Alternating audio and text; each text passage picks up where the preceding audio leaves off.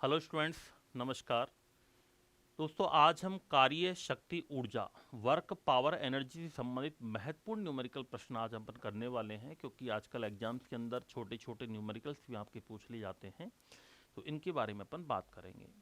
सबसे पहला क्वेश्चन आपके सामने है, यदि किसी वस्तु पर 10 न्यूटन का बल 36 से 30 डिग्री के कोण पर आरोपित होता है, विस्थापन 10 मीटर है, तो किया गया कार्य का मान ज्ञात कीजिए। सिंपल प्रश्न है। If a force of 10 Newton is applied on an object at an angle of 30 degree, एक तो आपको एंगल की वैल्यू याद रखनी है, the horizontal and the displacement याद रखना है, कितना है 10 मीटर है। तो find the work done, work की वैल्यू अपन को याद करनी है। एक फॉर्मूला मैंने आपको बताया था, W बराबर F S cos theta. F S cos theta, theta की वैल्यू यहाँ पर क्या है 30 डिग्री है, याद रखना। डिस्प्लेसमेंट क्या हो जाएगा, डिस्प्लेसमेंट हो जाएगा दोस्तों 10 मीटर, थीटा कितना है 30 डिग्री है। ठीक है, मैंने बताया था कॉस थीटा, तो कॉस थीटा का मान कितना होगा 30 डिग्री। बल कितना लग रहा है देखो 10 न्यूटन का, दूरी कितनी है 10 न्यूटन का बल 36 से 30 डिग्री कोण पर आरोपित होता है, विस्थापन है 10 मीटर। दूरी का मतलब है विस्थापन, डिस्प्लेसमेंट। विस्थापन कितना है यहाँ पर दोस्तों, विस्थापन याद रखना कितना है 10 मीटर है। cos 30, cos 30 की वैल्यू कितनी होती है, cos 30 की वैल्यू होती है, तो इस cos 30 की यदि अपन बात करें, cos 30 की बात करें तो cos 30 डिग्री की वैल्यू जो होगी वो होती है √3/2, √3/2।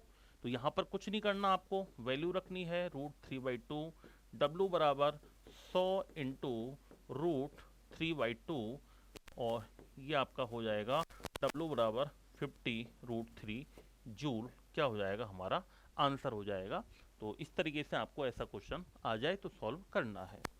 अगला क्वेश्चन हम बात करते हैं, क्वेश्चन नंबर सेकंड है, यदि किसी वस्तु पर 15 न्यूटन का बल आरोपित होता है, यानी F बराबर 15 newton, if a force of 15 newton is applied on an object, object पर कितना न्यूटन बल अप्लाई हो रहा है 15 newton, and this object is displaced 10 metre, यानी D बराबर कितना है 10 है, in the direction of the force, force की डायरेक्शन में है, फोर्स की डायरेक्शन में है, जिस तरफ फोर्स लग रहा है उसी तरफ क्या है दोस्तों डिस्प्लेसमेंट है, यानी थीटा की वैल्यू क्या हो जाएगी 0 डिग्री। जब बल और विस्थापन दोनों की दिशा सेम है तो कार्य की वैल्यू धनात्मक होगी, और दोनों दिशा सेम है तो यहाँ पर थीटा कितना हो जाएगा 0 हो जाएगा। और cos 0 का मान क्या होता है, cos 0 डिग्री का मान होता है 1, cos 0 डिग्री की वैल्यू क्या होती है 1। अब कुछ नहीं करना आपको, वही W बराबर F कितना है 15, D कितना है 10, 1 कितना हो जाएगा 150 न्यूटन, क्या हो जाएगा सॉरी 150 जूल, कितना आंसर हो जाएगा 150 जूल। तो इस प्रकार का क्वेश्चन भी आपको देखने को मिल सकता है। अगला क्वेश्चन है, 60 किलोग्राम का एक व्यक्ति 10 सेंटीमीटर की ऊंचाई की 100 सीढ़ियां 1 मिनट में चढ़ जाता है, तो पानी निकालने वाली मोटर की शक्ति क्या होगी, पावर पूछ रहा है। यहां पर जी की वैल्यू आपको लेनी है 10 मीटर पर सेकंड स्क्वायर। गजब का क्वेश्चन है, एनसीईआरटी का प्रश्न है। ए 60 kilogram person climbs 100 steps of 10 centimeter height in 1 minutes. What is the power of the water pumping motor? जी की वैल्यू आपको दे रखी है। यहाँ पर सबसे पहले तो m कितना दे रखा है, m दे रखा है आपको 60 किलोग्राम, द्रव्यमान कितना है 60 किलोग्राम। अगर हाइट की बात करें अपन तो दोस्तों 10 सेंटीमीटर की एक सीढ़ी है, टोटल कितनी सीढ़ियां चढ़ रहे हैं 100, तो 10 इंटू 100 करोगे क्या आ जाएगा 1000 सेंटीमीटर आ जाएगा, और 1000 सेंटीमीटर को 1 मीटर में 100 सेंटीमीटर होते हैं, तो क्या हम इसको 10 मीटर लिख सकते हैं क्या, 1 मीटर में 100 सेंटीमीटर होते हैं तो 10 मीटर में कितने सेंटीमीटर हो जाएंगे 1000 सेंटीमीटर। जी की वैल्यू आपके सामने दे ही रखी है 10 मीटर पर सेकंड स्क्वायर दे रखा है। टी आपको दे रखा है, टी कितना है 1 मिनट की बात कर रहा है, कितनी बात कर रहा है 1 मिनट की। 1 मिनट को हमेशा सेकंड में चेंज करेंगे, बताओ कितने सेकंड आ जाएंगे 60 सेकंड, कितने सेकंड आएंगे 7 सेकंड। कुछ नहीं, एक सूत्र आता है हमारे पास, P बराबर mgh अपॉन टी, P बराबर mgh अपॉन टी। यहाँ पर m की वैल्यू कितनी है बताओ 60, जी की वैल्यू कितनी है 10, हाइट कितनी हो जाएगी हमारी 10 मीटर, ठीक है, और सेकंड्स कितना है 60। कुछ नहीं करना, सीधा आंसर क्या आ जाएगा 100 वाट क्या हो जाएगा हमारा आंसर होगा। इस तरीके का क्वेश्चन भी आपको देखने को मिल सकता है। नेक्स्ट क्वेश्चन, एक तालाब जिसकी गहराई 373 मीटर है, कितनी है 373 मीटर है, उससे 30 मिनट में 360 किलोग्राम पानी निकलता है, तो उस मोटर की शक्ति क्या होगी। If a pond with a depth of 373 metre ट्रॉच and 360 kilogram of water in 30 minutes, what is the power of motor. वही उसी तरीके का क्वेश्चन है, थोड़ा सा ही चेंज किया है, सेम क्वेश्चन है। एम कितना है यहाँ पर, एम कितना है याद रखना दोस्तों, एम है यहाँ पर कितना है 360 किलोग्राम। हाइट कितनी है, हाइट है 373 मीटर, कितनी है 373 मीटर। टाइम कितना है, टाइम है 30 मिनट्स, लेकिन 30 मिनट्स को जब हम सेकंड में चेंज करेंगे तो 30 इंटू 6 ये कितना हो जाएगा 1800 सेकंड हो जाएगा, क्या हो जाएगा 1800 सेकंड हो जाएगा। कुछ नहीं, सूत्र आपके सामने है, P बराबर mgh/t। जब m की वैल्यू दे रखी हो, g की वैल्यू है, h दे रखा है, तो सूत्र यही लगाना है अपन को, P बराबर mgh/t। m कितना है दोस्तों 360, g कितना है 10, हाइट कितनी है 373, t कितना है बताओ 1800, t कितना है 1800। कुछ नहीं करना, सबको काट देना है, 0 0, 18 दूनी 36, 373 इंटू 2 करोगे, 2 3 6, 1 2 3 6, 746 क्या आ जाएगा 746 वाट, या 746 वाट को हम क्या कह सकते हैं, एक हॉर्स पावर भी कह सकते हैं, क्या कह सकते हैं, एक हॉर्स पावर के नाम से भी हम जान सकते हैं। तो इस प्रकार का क्वेश्चन भी आपको देखने को मिल सकता है। अगला एक क्वेश्चन है, एक विद्युत चालित मशीन किसी विद्युत स्रोत से 1 किलोवाट की शक्ति लेकर 1 एचपी की शक्ति देता है, 1 किलोवाट की पावर ले रहा है और 1 एचपी की पावर दे रहा है, तो इस मशीन की दक्षता कितने परसेंट होगी। दक्षता पूछ रहा है, एफिशिएंसी पूछ रहा है। याद रखना दोस्तों, दक्षता निकालने के लिए आपको क्या करना पड़ेगा, आपको आउटपुट बटा इनपुट इंटू 100 एक सूत्र आता है कि दक्षता निकालने के लिए आपको यदि एफिशिएंसी निकालनी, एफिशिएंसी परसेंटेज यदि निकालना है, तो एफिशिएंसी परसेंटेज का मतलब है कि कितनी तो आउटपुट निकल रहा है उससे निर्गत, और कितना आगम हो रहा है या निर्विष्ट हो रहा है। निर्विष्ट को हम कहते हैं इनपुट, और इसको इनटू कितने से करना है 100 से करना है, कितने से इनटू करना है 100 से इनटू करना है। कई बार दोस्तों यहाँ पर निर्गत की जगह एनर्जी की वैल्यू भी दे देता है, नीचे भी एनर्जी दे देता है और फिर भी दक्षता निकलवाता है, तो वही निर्गत ऊर्जा अपॉन निर्विष्ट ऊर्जा इनटू अपन क्या कर सकते हैं 100 कर सकते हैं। कुछ नहीं करना, अब तो आपको निकालना ही है, दक्षता परसेंटेज तो हमें निकालनी है। दक्षता प्रतिशत बराबर क्या हो जाएगा, निर्गत कितना है बताओ, दे कितना रहा है 1 एचपी दे रहा है, कितना दे रहा है 1 एचपी दे रहा है, तो 1 एचपी ले कितनी रही है 1 किलोवाट इंटू 100, इनका मान रख दो, इनकी वैल्यू रख दो। 1 एचपी की वैल्यू 746 वाट होती है, और 1 किलोवाट में कितने होते हैं दोस्तों, 1 किलोवाट में 1000 वाट होते हैं, कितने होते हैं 1000 वाट होते हैं। 100 से गुना करना है, बस सीधा इसको काट दो, इसका भाग लगाएंगे तो लगभग कितना आ जाएगा 74.6% हमारा क्या हो जाएगा आंसर होगा। ये दक्षता प्रतिशत होगी, क्या होगी दक्षता प्रतिशत होगी। तो इस प्रकार का क्वेश्चन भी देखने को मिल सकता है। अगला क्वेश्चन है, ऐसा क्वेश्चन अपन पहले भी कर चुके हैं, 100 वाट के 5 बल्ब को प्रत्येक दिन 20 घंटे जलाया जाता है, तो एक महीने में खर्च की गई कुल विद्युत ऊर्जा क्या होगी यदि प्रति यूनिट खर्चा कितना है 3 रुपए है। इफ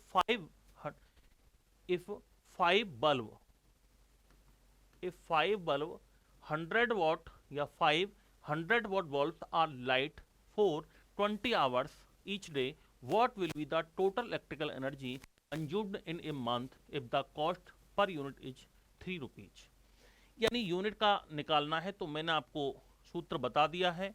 यूनिट की संख्या निकालने के लिए क्या किया जाता है, तो यूनिट की संख्या निकालने के लिए दोस्तों number of equipments, number of equipments जितने हैं उन सबको, उनकी पावर क्या है, उपकरणों की शक्ति क्या है, उसको इंटू करना है।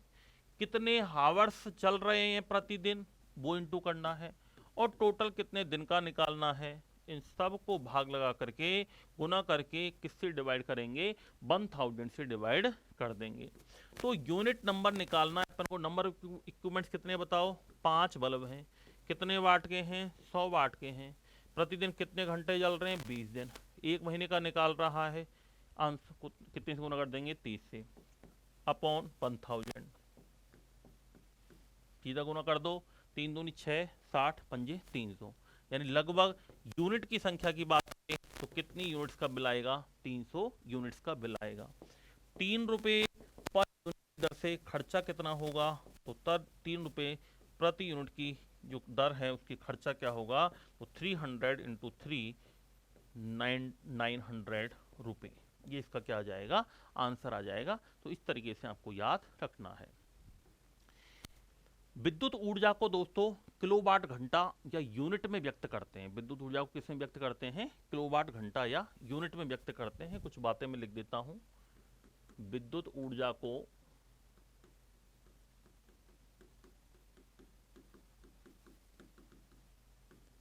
इलेक्ट्रिकल एनर्जी को किस में व्यक्त किया जाता है, तो किलोवाट आवर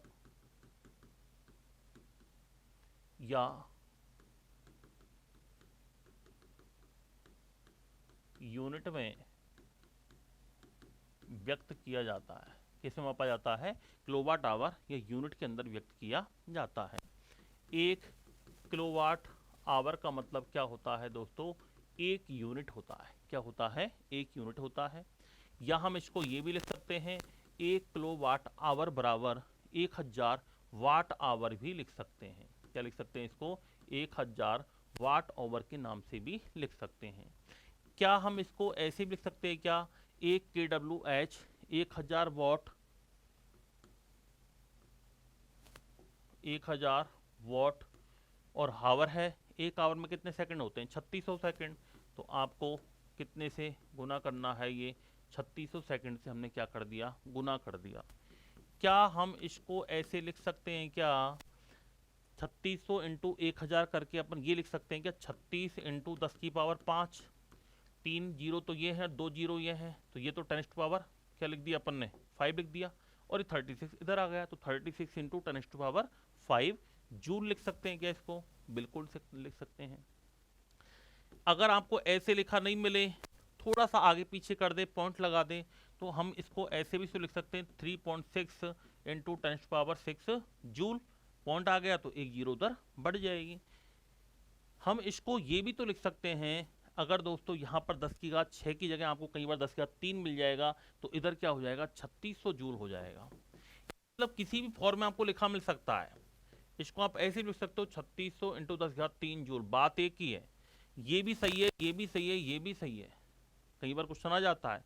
और क्या हम इसको ये भी तो लिख सकते हैं, 1 किलोवाट आवर बराबर टोटल 3600 किलो जूल भी तो लिख सकते हैं अपन, 3600 किलो जूल लिख सकते हैं। तो ये पॉइंट अपन को याद रखने हैं, ये एक दूसरे का क्या है दोस्तों, कन्वर्जन है। क्या है ये, कन्वर्जन है। अगला क्वेश्चन अपन देखते हैं, क्वेश्चन नंबर 7। किसी वस्तु पर 5 न्यूटन बल लग रहा है, कोई भी ऑब्जेक्ट है उस पर 5 न्यूटन फोर्स लग रहा है, एफ की वैल्यू कितनी है, 5 newton. If a force of 5 newton is applied on an object and the object is displaced 2 metre in the direction of the force, जिस डायरेक्शन में फोर्स लग रहा है उसी में विस्थापित हो रहा है, इसका मतलब थीटा की वैल्यू क्या हुई, 0। जब दोनों की दिशा सेम है, force and displacement direction are same, then theta will be 0 degree. तो जब जीरो क्या हो, थीटा क्या होगा, 0 होगा। यानी कॉस 0 और कॉस 0 का मान हमेशा क्या होता है, 1 होता है। क्या होता है, 1। डी आपके सामने दे रखा है 2 मीटर, कुछ नहीं करना, डब्ल्यू बराबर एफ डी तो होता है, एफ कितना है 5 न्यूटन 2 मीटर, कॉस 0 का मान तो 1 लगाएंगे, कोई जरूरत ही नहीं है। तो डब्ल्यू बराबर कितना हो जाएगा, 10 जूल हो जाएगा। क्या हो जाएगा, 10 जूल हो जाएगा। या न्यूटन मीटर भी लिख सकते हो इसको, 10 जूल लिख दो, 10 न्यूटन मीटर लिख दो, एक ही बात है।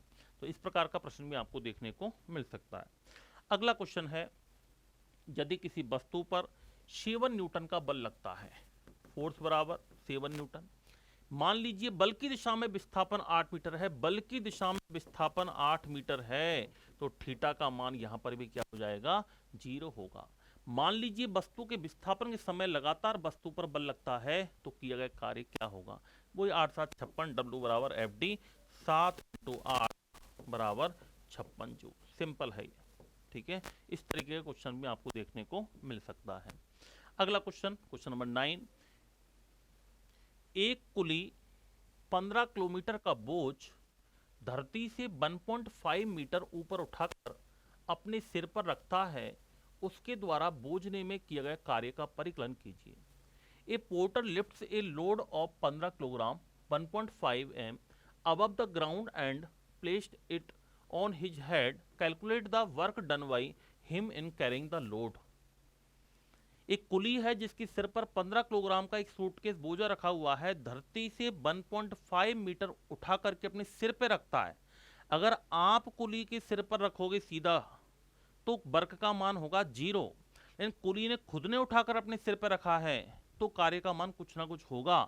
तो बोझ उठाने पर जो किया गया कार्य है वो आपको याद करना है। एम की वैल्यू कितनी दे रखी है, 15 किलोग्राम दे रखी है, याद रखना। विस्थापन कितना है, 1.5। भाई उठाया है वो किस में आएगा, डिस्प्लेसमेंट के अंदर आएगा, तो 1.5 मीटर।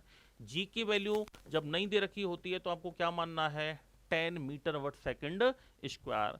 वर्क निकालना है आपको, W बराबर F इंटू एस। एफ कितना है यहाँ पर, एफ कितना है याद रखना, एफ है 15 किलोग्राम का बोझ ले रहा है वो, तो एफ, और डिस्प्लेसमेंट कितना हुआ, डिस्प्लेसमेंट हुआ W बराबर होता है mg।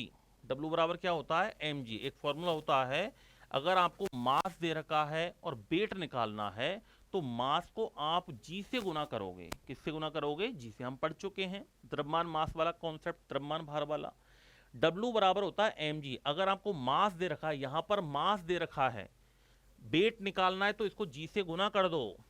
आपका कुली का वेट कितना है, ये वजन का बोझ कितना है, 15 किलोग्राम है, कितने से गुना करोगे, 10 से गुना करोगे। डिस्प्लेसमेंट कितना हुआ, 1.5। कितना हुआ, 1.5। सबको आप मल्टीप्लाई करोगे तो ये लगभग कितना आ जाएगा, यह आ जाएगा 15 × 10 करोगे तो 150, और 150 को जब आप 15 से गुना करोगे तो 2250 आता है। एक पॉइंट हटा करके जीरो लगाएंगे तो लगभग कितना आ जाएगा, 225 न्यूटन मीटर, या अपन इसको कह सकते हैं 225 जूल। क्या कह सकते हैं इसको, 225 जूल के नाम से भी जान सकते हैं। तो इस प्रकार का प्रश्न भी पूछा जा सकता है। कुछ नहीं, इसमें बस थोड़ा सा ये घुमाया है कि सीधा द्रव्यमान दे दिया है, भार देखना है, यहाँ पर F दे रखा है, सूत्र में F है, ये सब बल तो है ही नहीं, तो F बराबर क्या होता है, F क्या है, एक तरीके से कार्य है, F क्या है, एक तरीके से बल है, तो W बराबर क्या हो जाएगा, mg। तो m और g को गुना करेंगे तो क्या आ जाएगा, बल की वैल्यू आ जाएगी। तो m और g को यहाँ पर आपने गुना किया है, तब जाके इसका क्या निकला है, f निकला है। क्या निकला है दोस्तों, f निकला है। अगला एक क्वेश्चन आता है, बैलों की एक जोड़ी खेत जोतते समय किसी हल पर 140 न्यूटन का बल लगता है। F बराबर कितना दे रखा है, 140 न्यूटन। ठीक है, जोता गया खेत 15 मीटर लंबा है, लंबा है इसका मतलब वही तो डिस्प्लेसमेंट होगा, तो डिस्प्लेसमेंट कितना हो जाएगा, 15 मीटर होगा। A pair of aux applies an a force of 140 Newton on a plow while plowing a field. The plowed field is 15 metre long. ये तो है D की वैल्यू और यह है F की value. How much energy is spent in plowing that length of field? खेत को जोतने में कितना खर्च किया गया, कार्य अपन को निकालना है। कुछ नहीं है, W बराबर FD, वही वाला फॉर्मूला लगेगा। F है 140, D कितना है 15। इनको आप मल्टीप्लाई करोगे तो ये लगभग आ जाएगा साहब अपने 15 0 6 और 15 6 21। क्या आंसर आ जाएगा, 2100 जूल होगा। क्या होगा, 2100 जूल होगा। अगला क्वेश्चन, एक पेट्रोल इंजन 10 मीटर गहरे तालाब से 100 सेकंड में 60 किलोग्राम पानी ऊपर खींचता है तो इंजन की सामर्थ्य क्या होगी। A petrol engine lifts 60 kilogram of water from a 10 metre deep pond, 10 metre गहराई से पानी खींच रहा है तो 100 सेकंड में, तो द इंजन पावर अपन को ज्ञात करनी है। 100 सेकंड में 60 किलोग्राम पानी खींच रहा है तो इंजन की पावर क्या होगी। W बराबर क्या होता है, एक फॉर्मूला होता है mgh। अगर शक्ति निकालनी होती है, यदि यहाँ पर पावर निकालनी होती है, तो दोस्तों याद रखना अपन को यहाँ पर इंजन की सामर्थ्य निकालनी है। इंजन की सामर्थ्य क्या होगी और या फिर कार्य क्या होगा, दो चीज अपन निकाल सकते हैं। सामर्थ्य निकालेंगे तो T से भाग लगाएंगे, और सामर्थ्य नहीं निकालनी है, कार्य निकालना है, तो सीधा अपन क्या करेंगे दोस्तों, W बराबर mgh करेंगे। लेकिन यहाँ पर शक्ति निकाल, आपको सामर्थ्य निकालनी है तो W बराबर mgh अपॉन T। M कितना है बताओ, M कितना है यहाँ पर, M है यहाँ पर 60 किलोग्राम है। G की वैल्यू हमेशा कितनी है 10, H कितना है 10, ठीक है। ये आपको, ये तो आ गया कार्य की वैल्यू, और T 100 सेकंड, 100 से ये कट गया तो लगभग कितना आ जाएगा 60 वॉट। तो यदि आपको P बराबर, ये P निकालना है यहाँ पर, तो P भी निकाल सकते हो, W भी निकाल सकते हो। W निकालेंगे तो T से भाग नहीं लगाना है, P निकालना है तो T से भाग लगाना है, याद रखना। इस क्वेश्चन में कार्य भी निकलवा सकता है, यदि कार्य निकलवाएगा तो T से अपन को डिवाइड नहीं करना है, ये बात इसमें याद रखनी है। अगला क्वेश्चन है 4 किलोग्राम एंड 9 किलोग्राम द्रव्यमान के दो पिंडों की काइनेटिक ऊर्जाएं सेम हैं तो उनके वेगों का अनुपात क्या होगा। Two bodies of mass 4 kilogram and 9 kilogram have the same kinetic energy, the ratio of their velocity. Ratio निकालना है इनकी वेलोसिटी का, क्या आंसर होगा। दोस्तों हमने पढ़ा है काइनेटिक एनर्जी का फॉर्मूला। काइनेटिक एनर्जी का फॉर्मूला क्या होता है, हाफ mv²। लेकिन यहाँ पर दो हैं तो एक को तो अपन लिख सकते हैं m1v1², और एक को अपन लिख सकते हैं m2v2²। क्या लिख सकते हैं, m2v2² लिख सकते हैं। क्या हम इसको इस तरीके लिख सकते हैं b1² अपन b2², क्योंकि हमें किसका अनुपात निकालना है, वेलोसिटी का निकालना है। तो हम ये लिख सकते हैं m2 अपॉन m1, ये तो मैथ में आप पढ़ते हैं, b1² अपॉन b2²। तो इसके आगे क्या आ जाएगा, b1 वाले के सामने आएगा m2 और b2 वाले के सामने क्या आएगा, m1 आएगा। यहाँ पर m2 कितना है बताओ, 9 है, और m1 कितना है, 4 है। m1 कितना है, 4 है। अगर हम ये लिख सकते हैं b1 बटा b2, तो ये उधर जब स्क्वायर जाएगा तो क्या लग जाएगा, रूट लग जाएगा, 9 बटा 4, और 9 का वर्गमूल कितना होता है 3, और 4 का कितना है 2, तो आंसर हमारा क्या आ जाएगा 3 बटा 2, या हम ये लिख सकते हैं 3:2। तो ये दोनों का क्या आ जाएगा दोस्तों, वेलोसिटी का रेशो आ जाएगा। क्या आ जाएगा, वेलोसिटी का रेशो आ जाएगा। 12 क्वेश्चन हमारे कंप्लीट हो चुके हैं। क्वेश्चन नंबर 13 है 10 मीटर पर सेकंड की दर से गतिशील एक कण ऊर्जा 130 जूल है तो कण का द्रव्यमान क्या होगा। Mass of particles, a particle moving at a rate of 10 metre पर second has 130 joules of energy, what is the mass of the particle. Particle का मास याद करना है। ऐसा प्रश्न अभी आगे एक और आएगा, गतिज ऊर्जा पर आपके अभी पूछा गया प्रश्न है, याद रखना, वो भी बताऊंगा आपको। इसके लिए तो कुछ नहीं करना आपको, सूत्र मैं आपको बता चुका हूं, के बराबर हाफ mv²। के बराबर हाफ mv²। m की वैल्यू कितनी है बताओ, यहाँ पर m की वैल्यू कितनी है, तो m की वैल्यू यहाँ पर आपसे पूछ रहा है, m की वैल्यू यहाँ पर क्या कर रहा है, पूछ रहा है। के की वैल्यू पहले तो आप इधर वैल्यू पुट कर लो। काइनेटिक एनर्जी कितनी दे रखी है आपको, 130 जूल दे रखी है, और 10 मीटर पर सेकंड की दर से गतिशील यानी v की वैल्यू क्या दे रखी है आपको, 10 मीटर पर सेकंड दे रखा है। कितना दे रखा है, 10 मीटर पर सेकंड दे रखा है। m की वैल्यू आपसे पूछ रहा है, m की वैल्यू पूछ रहा है।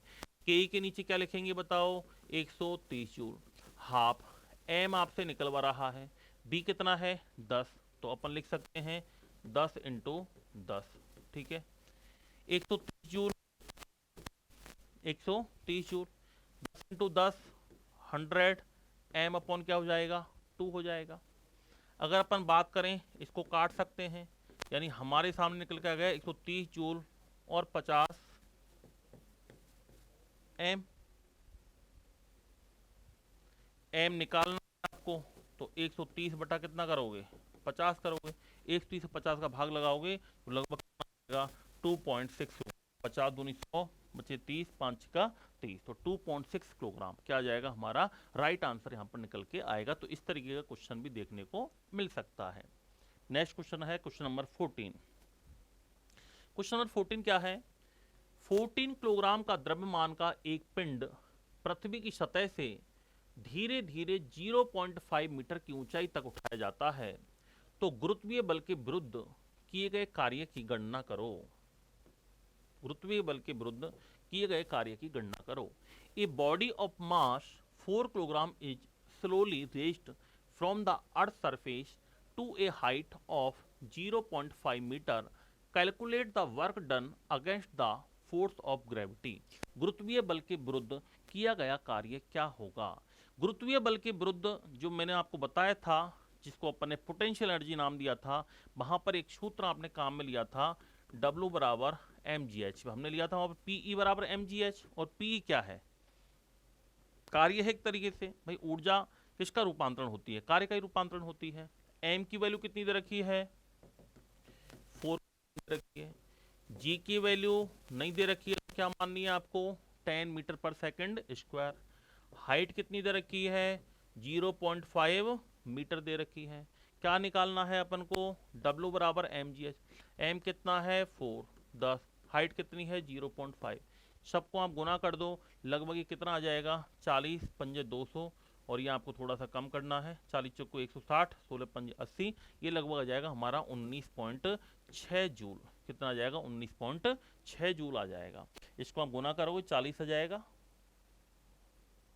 4 इंटू सॉरी ये आ जाएगा अपना 40 पंजे 200, ठीक है। तो 200 में एक जीरो लगाएंगे तो कितना आ जाएगा? लगभग 20 जूल आएगा। अगर यहाँ पर आप 9.8 रखते हो तो थोड़ा सा कम हो जाएगा।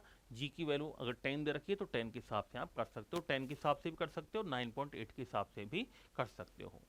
अगला क्वेश्चन है, 55 किलोग्राम भार का एक लड़का 3.5 सेकंड में 4.5 कुल ऊंचाई की सीढ़ियां चढ़ता है। लड़के की औसत शक्ति ज्ञात करो। A boy waiting 55 kilogram climbs A total height of 4.5 steps in 3.5 second. Find the boys average power. लड़के की शक्ति ज्ञात करनी है। शक्ति ज्ञात करने के लिए क्या करते हैं दोस्तों? P बराबर W/T। ये फॉर्मूला अपन पढ़ चुके हैं। W बराबर अभी अभी हमने 2-3 बार पढ़ लिया। W बराबर क्या होता है? mgh। अगर m की वैल्यू है तो आप mgh लगाओगे। सीधा W दे रखा है तो कोई तकलीफ ही नहीं है। लेकिन आपको ज्यादातर इस फॉर्मूले वाला क्वेश्चन देखने को मिलता है। कुछ नहीं करना, m की वैल्यू कितनी है? 55 किलोग्राम। g की वैल्यू आपको या तो 9.8 माननी है या फिर आपको माननी पड़ेगी 10, तो 9.8 एग्जैक्ट होती है। हाइट कितनी है दोस्तों? हाइट है 4.5, ठीक है। कितने समय की बात कर रहा है? तो कितने 3.5 सेकंड में चढ़ रहा है। काट सकते हो इसको पॉइंट से, पॉइंट हमारा हो जाएगा, तो ये लोग 5 सत्ते 35, 5 नाम 45, 5 से कट जाएगा, और ये 7 से कट जाएगा 14 बार।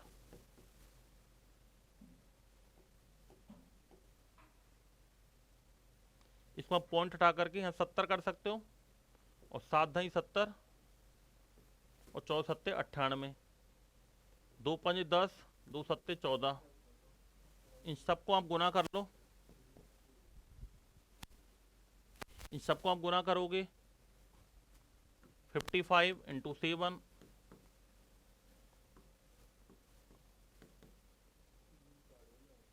385 तो एक आ गया। 385 इंटू कितना करोगे? 9 करोगे,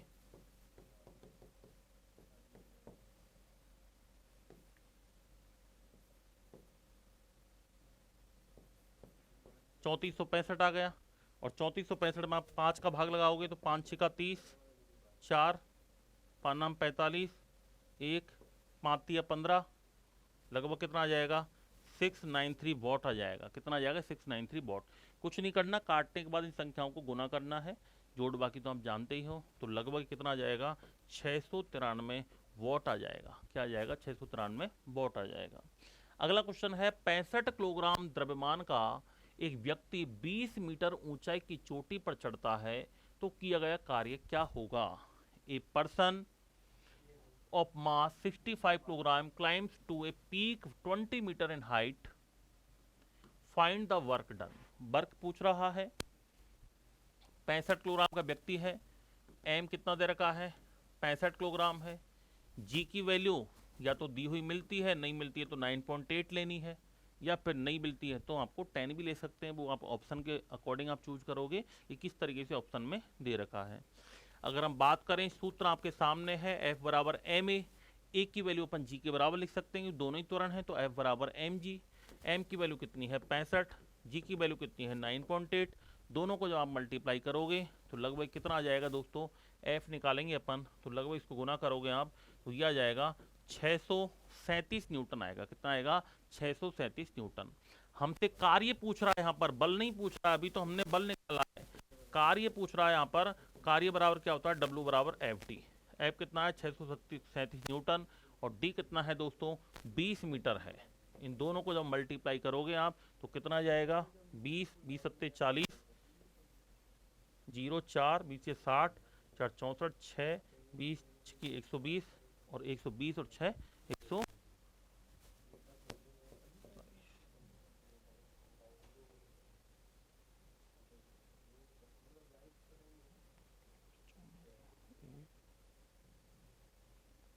12,740 जूल आ जाएगा। कितना आ जाएगा 12,740 जूल आ जाएगा इनको मल्टीप्लाई करने पर। अगला क्वेश्चन जो आता है हमारा वो है 17। 1.5 किलोग्राम का एक पिंड 10 मीटर पर सेकंड के वेग से गतिमान है, उसकी गतिज ऊर्जा क्या होगी। A 1.5 kilogram body is moving with a velocity of 10 metre पर second, what is its kinetic energy. एक फॉर्मूला मैंने आपको बताया था कि बराबर half M B square. Simple सा प्रश्न है, बस फॉर्मूला बेस्ड क्वेश्चन है, इस तरीके के प्रश्न आपसे पूछे जा सकते हैं। एम की वैल्यू कितनी है 1.5 है, बी की वैल्यू कितनी है 10 है, स्क्वायर कर दो। कुछ नहीं करना है आपको, 2 पंजे 10, सबको गुना भाग कर दो, 10 पंजे 50, 15 5 75, 750, पॉइंट हट जाएगा तो कितना बच जाएगा 75 जूल बच जाएगा। ये हमारा क्या हो जाएगा, राइट आंसर हो जाएगा। नेक्स्ट क्वेश्चन है question number 18।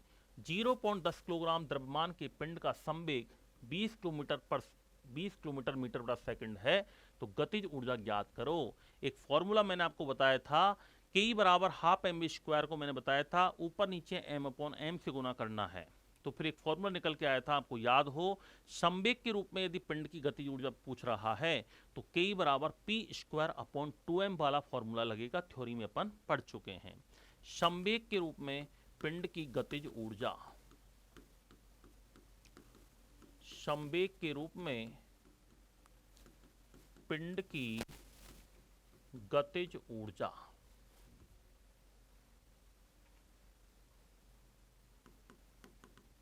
Kinetic energy of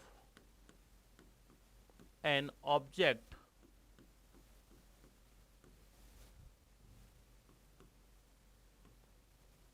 फॉर्मेज momentum.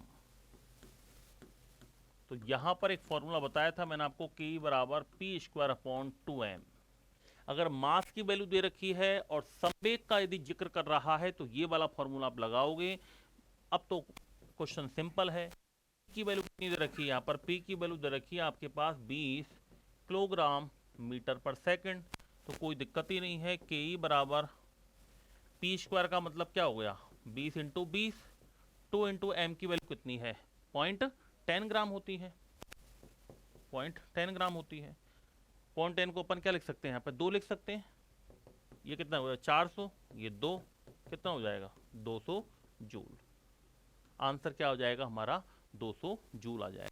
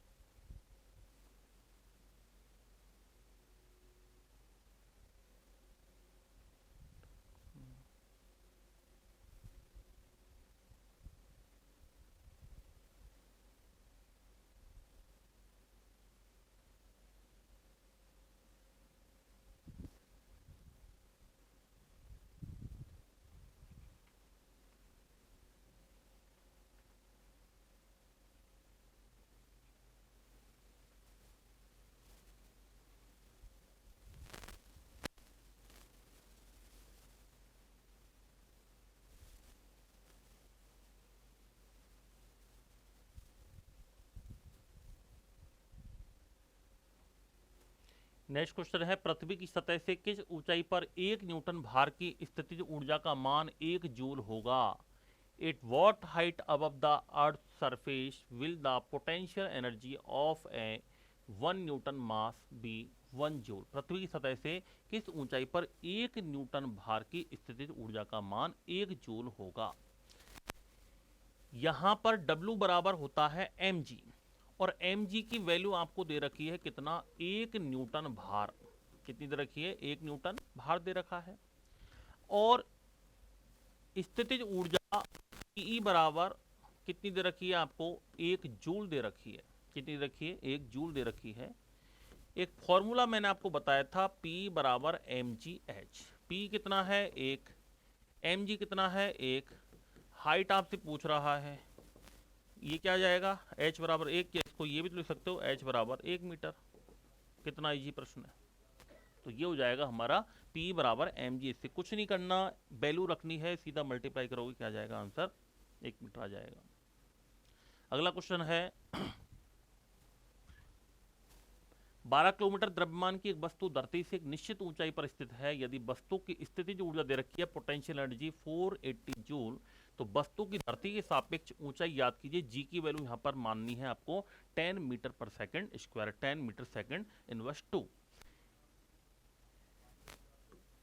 M की वैल्यू कितनी है बताओ? 12 किलोग्राम है।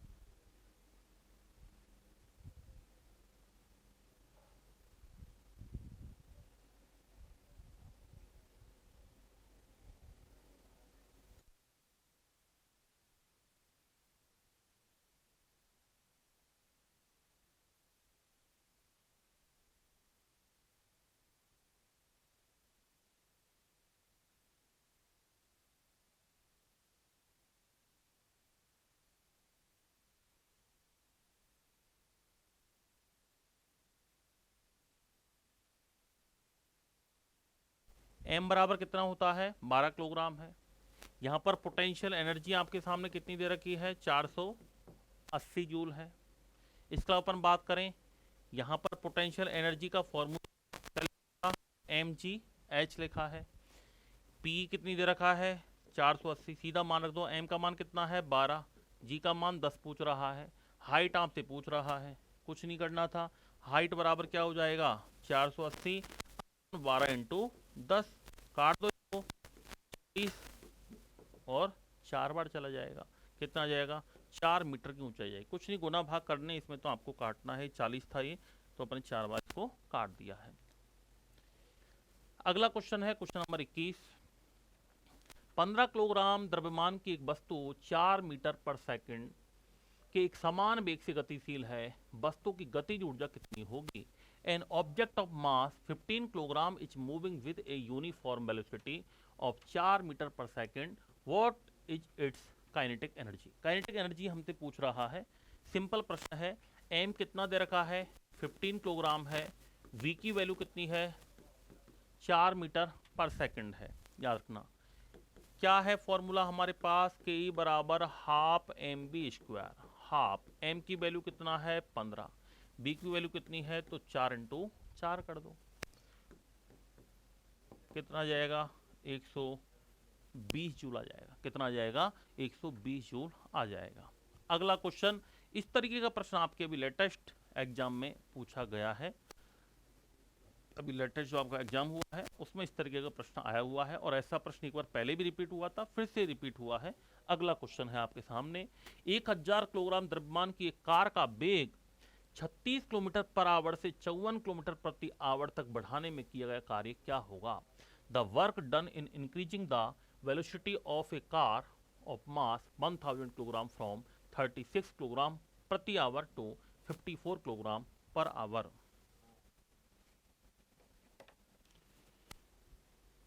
तो इस तरह के क्वेश्चन आपके एग्जाम में पूछा जा चुका है।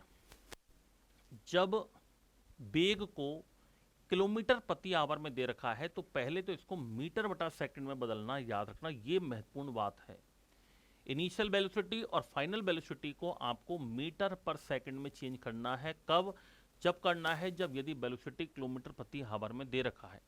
एक बार क्वेश्चन आया था जब तो किलोमीटर प्रति आवर में दे रखा था, और अब की बार शायद जो प्रश्न आया है उसमें तो सीधा ही दे रखा था, कन्वर्ट करने की जरूरत ही नहीं थी। कन्वर्ट कब करना है?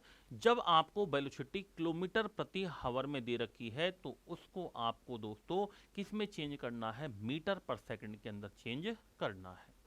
आई क्या बात समझ में? कैसे करेंगे देख लेते हैं एक बार। यहाँ पर m की वैल्यू कितनी दे रखी है दोस्तों? 1000 किलोग्राम दे रखी है। कितनी दे रखी है? 1000 किलोग्राम। यहां पर प्रारंभिक वेग तथा अंतिम वेग, initial velocity and final velocity को किस में चेंज करना है? मीटर पर सेकंड में बदलना है। किस में चेंज करना है? मीटर पर सेकंड के अंदर बदलना है। v1 कितना दे रखा है आपको? v1 दे रखा है 36 किलोमीटर प्रति आवर। कितना दे रखा है? 36 किलोमीटर प्रति आवर। 36 में 36 को आप बदलोगे तो किलोमीटर में, 1 किलोमीटर में 1000 मीटर, और हावर की बात करते हैं तो अपन 3600, 1 हावर में 3600 सेकंड होते हैं। सीधा आप इसको 5/18 से भी गुना कर सकते हो। अगर आपको ये याद नहीं रहे तो आप 5/18 से भी गुना कर सकते हो। 5/18 कैसे आया? वो इसी तरीके से आया, इसलिए मैंने आपको ये समझाया है। कुछ नहीं करना, 2 जीरो, ये कितना आ जाएगा? मीटर पर सेकंड। यानी 36 किलोमीटर प्रति आवर को मीटर बटा सेकंड बदलेंगे तो कितना आ जाएगा? 10 मीटर बटा सेकंड आएगा। ऐसे ही B2 को बदल लो, 54 किलोमीटर प्रति आवर, 54 इंटू 1000, 3600, जीरो, 18 दूना 36, 18 तिया 54, कितना आ जाएगा ये लगभग? और ये काट दो 5, 15 मीटर पर सेकंड। आप इसको सीधा भी कर सकते हो। देखो आप सीधा b1 निकालोगे तो 36 को आप 5/18 से सीधा मल्टीप्लाई करो, कितना आ जाएगा? 10 मीटर पर सेकंड आ जाएगा। और v2 को ऐसे आप करोगे तो 54 इंटू 5/18, ये 3 बार कटेगा, कितना आ जाएगा? 15 मीटर पर सेकंड। यानी 5/18 से अपन मल्टीप्लाई करेंगे। बस ये ही इसमें मेन चीज है, बाकी तो फॉर्मूला बेस्ड है। के बराबर क्या होता है हम पढ़ चुके हैं, हाफ mv²। लेकिन जब वेलोसिटी फाइनल भी दे रखी है, इनिशियल भी दे रखी है, तो उनमें अंतर के बराबर क्या होगा दोस्तों? किया गया कार्य होगा। तो हम इसको लिख सकते हैं, के ई बराबर हाफ m तो कॉमन होगा, बाकी b2² माइनस b1²। ऐसा प्रश्न आपके एग्जाम में अभी लेटेस्ट आया हुआ है 25 के अंदर, याद रखना। तो फिर से आ सकता है, m की वैल्यू रख दो 1000, b2 कितना आया था? 15, तो 15 का स्क्वायर, ये बड़ा कोष्टक ले लो यहाँ पर, माइनस b1 कितना है? 10, तो 10 का स्क्वायर, हाफ ये कितना है? 1000, 15 का स्क्वायर कितना हुआ? 225, 10 का स्क्वायर कितना हुआ? 100। ये आप काट सकते हो, बढ़ जाएगा 500 बार। 500 इंटू 225 में 100 जाएगा तो कितना बचेगा? 125। सीधा आप गुना कर दो इसको, 125 को 5 से गुना करते हो तो 625 आता है। 2 जीरो और लगा दो। के पूछ रहा है आपसे तो जूल आ जाएगा। क्या आ जाएगा दोस्तों? जूल आ जाएगा।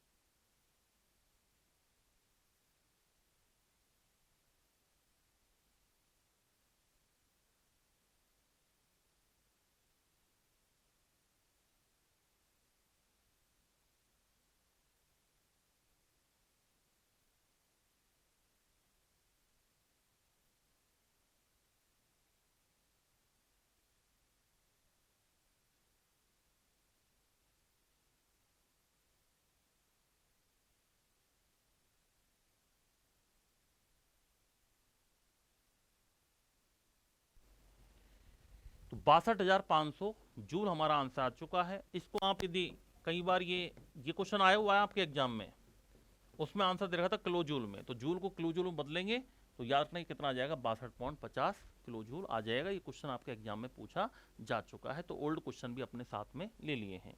अगला क्वेश्चन है 23, 10 किलोग्राम द्रव्यमान की 10 किलोग्राम द्रव्यमान की एक वस्तु को धरती से 6 मीटर की ऊंचाई पर उठाया गया है। इस वस्तु में विद्यमान ऊर्जा का परिकलन कीजिए। जी की वैल्यू दे रखिए 9.8 मीटर पर second square metre second minus 2। In object of mass 10 kilogram is lifted 6 metre above the ground. Calculate the energy present in this object. G की वैल्यू कितनी है, 9.8 मीटर पर सेकंड स्क्वायर। क्वेश्चन नंबर 23, सबसे पहले अपन बात करते हैं m बराबर कितना होगा, 10 किलोग्राम होगा। कितना होगा, 10 किलोग्राम होगा। हाइट कितनी दे रखी है, हाइट दे रखी है अपनी 6 मीटर। कितनी दे रखी है, 6 मीटर दे रखी है। जी की वैल्यू कितनी है, जी की वैल्यू है 9.8 मीटर सेकंड माइनस 2। कुछ नहीं करना, ऊर्जा का परिकलन करना है, यानी P बराबर mgh। m की वैल्यू है 10, जी की वैल्यू 9.8, h की वैल्यू है दोस्तों 6। सबको मल्टीप्लाई कर दो, 10 इंटू 6 करेंगे 60 और 9.8 को 60 से गुना करेंगे तो लगभग ये आप 600 में से 12 घटा दीजिए तो लगभग कितना आ जाएगा, 588 जूल आ जाएगा। मल्टीप्लाई करना तो आप जानते हो, बच्चे नहीं हो, सिखाना नहीं पड़े। अगला क्वेश्चन है 24, 50 किलोग्राम द्रव्यमान का एक लड़का, m कितना दे रखा है, 50 किलोग्राम। लड़का एक सोपान पर दौड़कर 45 सीढ़ियां 95 सेकंड में चढ़ता है। 45 सीढ़ियां चढ़ रहा है वो, कितनी सीढ़ियां चढ़ रहा है याद रखना, 45 सीढ़ियां चढ़ रहा है, 95 सेकंड में चढ़ता है। प्रत्येक सीढ़ी की ऊंचाई कितनी है, 15 सेंटीमीटर है। तो शक्ति का परिकलन कीजिए। जी की वैल्यू आपसे पूछ रहा है, जी की वैल्यू मान रहा है 10 metre second minus 2। A boy of mass 50 kilogram runs up a flight of stairs and climbs 45 steps in 95 seconds. If the height of each step is 15 centimeter, calculate his power। आपको सामने दे रखी है। अगर अपन बात करें यहाँ पर, सबसे पहले तो लड़के का भार निकाल लो। लड़के का भार निकालने के लिए तो क्या चाहिए, m और g चाहिए। m और g तो आपके पास में है ही। m कितना है 50, g की वैल्यू 10, लगभग कितना आ जाएगा, 500 जूल आ जाएगा। कितना आ जाएगा, सॉरी w निकाल रहा है ना, भार की वैल्यू, भार का मात्रक न्यूटन होता है, तो कितना आ जाएगा, ये 500 न्यूटन आ जाएगा, 500 न्यूटन आ जाएगा। टोटल सीढ़ियां चढ़ रहा है 45 और 45 सीढ़ियों की ऊंचाई टोटल हमें निकालनी है। एक सीढ़ी की ऊंचाई है 15 सेंटीमीटर, तो कितना हो जाएगा, 45 सीढ़ियां हैं इंटू 15 सेंटीमीटर है, 15 सेंटीमीटर एक सीढ़ी की ऊंचाई है और 45 सेंटीमीटर है, 95 सेकंड चढ़ता है, 15 सेंटीमीटर है, तो इसको आप 100 से गुना करोगे, 100 से इसको क्या करोगे, मल्टीप्लाई करोगे तो मीटर में आंसर आ जाएगा। 100 मीटर से आप इसको डिवाइड करोगे तो इसको आप काट दो, 45 इंटू 15/100। इसको काटोगे तो जाएगा, 5 से कटेगा 20 बार, 9 बार, 5 चौक 20, 5 ये 15, 9 ये 27/4 और 27/4 को अपन करेंगे तो 4 6 24, 1 10, 4 दूनी 8, 4 5 20, लगभग आ जाएगा 6.75 आएगा क्या, 24, हाँ 4 7 28 आएगा ये, सॉरी 4 से बन जाए 28, 28 और फिर ये लगभग आ जाएगा 5 बार जाएगा, तो ये लगभग 6.75 मीटर। यानी हम ये कह सकते हैं प्रत्येक सीढ़ी की ऊंचाई 15 सेंटीमीटर है और 45 सीढ़ियां हैं, 95 सेकंड में चढ़ रहा है, प्रत्येक सीढ़ी की ऊंचाई 15 सेंटीमीटर है, तो यहां पर अपन ने इसको मीटर में चेंज किया है तो 6.75 मीटर की निकल के आई है। चढ़ने में लगा समय कितना है, चढ़ने में लगा समय t बराबर कितना है, 95 सेकंड। कितना है यार रखना, 95 सेकंड का समय लगता है। हमसे शक्ति पूछ रहा है, ये हमसे शक्ति पूछ रहा है, पावर पूछ रहा है, पी अपन को निकालनी है। P बराबर क्या होता है, W अपॉन टी, P बराबर W अपॉन टी। W कितना हो जाएगा, W हो जाएगा दोस्तों, W बराबर क्या होता है, FD। F कितना है यहाँ पर, F कितना है 500 न्यूटन, तो F की वैल्यू 500 न्यूटन। D कितना है बताओ, D कितना है, D का मतलब है डिस्प्लेसमेंट, और D कितना है, एक की वैल्यू आप रखोगे 6.75 न्यूटन, और T कितना है 95।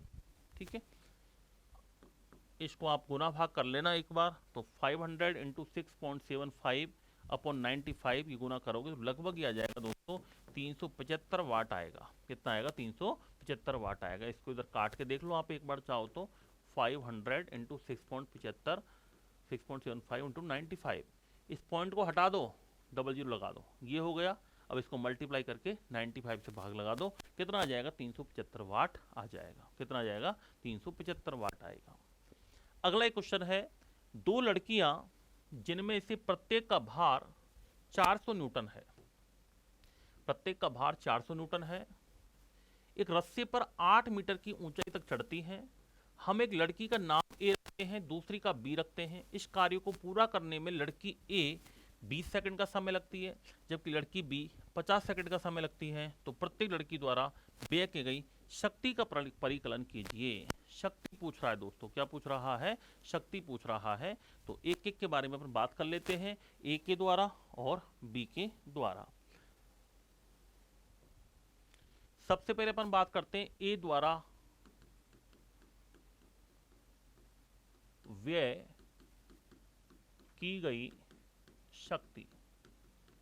ए द्वारा व्यय की गई शक्ति की यहां पर बात करते हैं। लड़की का भार, भार बोले तो वेट, वेट बोले तो mg, वेट बोले तो क्या होगा mg। mg दे रखा है आपको क्वेश्चन में कितना, 400 न्यूटन। कितना है दोस्तों, 400 न्यूटन है। हाइट विस्थापन, हाइट को अपन डिस्प्लेसमेंट के रूप में लेते हैं, हाइट को अपन डिस्प्लेसमेंट के रूप में लेते हैं, जिसको आप हाइट कह सकते हैं। कितनी है हाइट, तो हाइट यहाँ पर कितनी दे रखी है, 8 मीटर दे रखी है, 8 मीटर दे रखी है। लिया गया समय कितना है, तो समय की बात करें तो समय कितना है, 20 सेकंड है। कितना है, 20 सेकंड है। P बराबर आपको निकालना है mg mg की वैल्यू कितनी दे रखी है, 400 न्यूटन। h की वैल्यू कितनी दे रखी है, 8 मीटर। समय कितना है, 20 सेकंड दे रखा है। कुछ नहीं करना, आपको इसको काटना है, ये काट दो, 20 बार चला जाएगा, कितना आ जाएगा 160 मीटर। हमारा इसका राइट आंसर 160 वॉट, 160 वॉट। तो पहली वाली जो है उसकी तो शक्ति कितनी आ जाएगी, 160 वॉट आ जाएगी। अब बी का निकाल लेते हैं। बी का निकालने के लिए वही सेम प्रोसीजर, बी द्वारा व्यय की गई शक्ति, वही पावर निकाल रहे हैं अपन, पी निकाल रहे हैं। वही लड़की का भार, भार का मतलब वेट, वेट बराबर क्या होगा mg। mg कितना दे रखा है, 400 न्यूटन दे रखा है। उसके अलावा अपन बात करें तो हाइट कितनी दे रखी है, 8 मीटर। हाइट कितनी है, 8 मीटर है। t बराबर कितना है यहाँ पर, t बराबर यहाँ पर 50 सेकंड है। वही चीज है, सेम निकालना है अपन को। शक्ति पूछ रहा है, P बराबर क्या हो जाएगा mg h upon T. mg कितना दे रखा है 400, h 8, 50, 8 64 वॉट। कितना जाएगा 64 वॉट। तो ये हमारा इस तरीके से आप आंसर निकाल सकते हो। ये सभी एनसीईआरटी के महत्वपूर्ण प्रश्न थे, याद रखना। और ऐसे प्रश्न आजकल एग्जाम में पूछे जाते हैं। हम पूरी कोशिश कर रहे हैं कि इस बार आपका कोई भी प्रश्न गलत नहीं हो, अधिक से अधिक आप नंबर ले पाएं, ताकि अगला मौका आपके हाथ से नहीं जाए। क्योंकि लेटेस्ट कट ऑफ बहुत कम रही है, क्वेश्चन भी इधर उधर से पूछे गए हैं, तो आप लेवल देख सकते हो। मुझे नहीं लगता कि इससे बाहर कुछ जाने वाला है। तो क्योंकि आजकल क्या है कि फिजिक्स में भी छोटे छोटे न्यूमेरिकल्स वगैरह एग्जाम में पूछ लिए जाते हैं, तो ये न्यूमेरिकल्स वगैरह अपन को जनरली याद रखने हैं। छोटे छोटे फॉर्मूला बेस्ड न्यूमेरिकल तो कम से कम हमें करने हैं, ताकि एग्जाम में आए तो गलत नहीं है। और इसी तरीके क्वेश्चन आपको देखने को मिलेंगे। ठीक है दोस्तों, तो ये हमारे आज की जो क्लास थी उसमें अपन ने लगभग 25 न्यूमेरिकल्स किए हैं, 25 न्यूमेरिकल्स किए हैं जो कि वर्क, पावर, एनर्जी से संबंधित थे, जिनकी बात अपन ने कंप्लीट कर ली है। अब ये हमारा जो वर्क, पावर, एनर्जी वाला चैप्टर था वो हमारा कंप्लीट हो चुका है। कार्य, शक्ति, ऊर्जा वाला पार्ट हम कंप्लीट कर चुके हैं।